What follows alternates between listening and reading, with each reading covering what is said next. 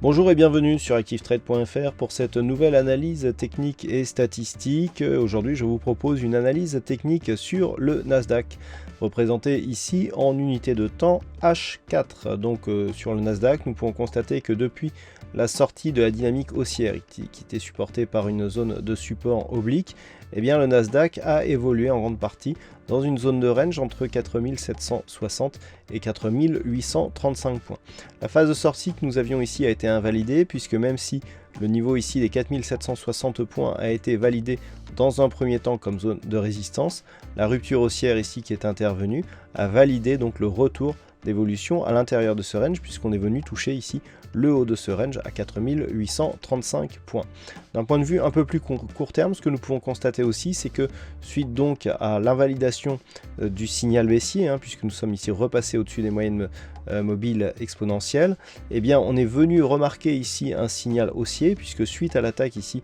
sur la bolle de Bollinger supérieure que nous avons eue, les cours sont revenus sur la moyenne mobile 20 exponentielle et commencent ici à repartir dans un mouvement haussier très court terme. Donc cela constitue un signal plutôt haussier, mais ce n'est que lorsqu'une rupture éventuelle de cette zone des 4835 interviendrait que nous aurions un vrai signal haussier, et encore il faudrait valider ici cette zone de résistance comme nouveau support. Donc les niveaux à surveiller sont ici niveau 4835 et évidemment toute seconde rupture ici de niveau des 4760 points eh bien, serait un signal qui resterait dans une neutralisation de la tendance court moyen terme. Du point de vue des statistiques, nous avons une probabilité assez forte d'assister à une poursuite du mouvement haussier puisque sur cette analyse statistique qui a été faite sur les cotations sur ces dernières années, eh bien nous avons quand même une probabilité intéressante d'assister à une continuité de mouvement haussier avec ici dans les 2 prochains jours donc une probabilité de casser ici cette zone de résistance des 4835 suivie d'une phase de stabilisation.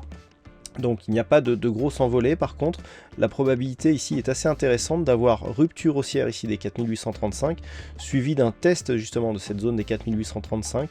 comme zone de support avec donc une poursuite d'évolution en range, sachant que cette statistique en ce qui concerne la cassure haussière des 4835 est donnée à environ 75% de probabilité. Donc les niveaux à surveiller, 4835 à la hausse, une rupture haussière nous donnerait un signal haussier, 4759, 4760 serait un signal de continuité dans une phase de neutralisation qui dure maintenant depuis quelques semaines.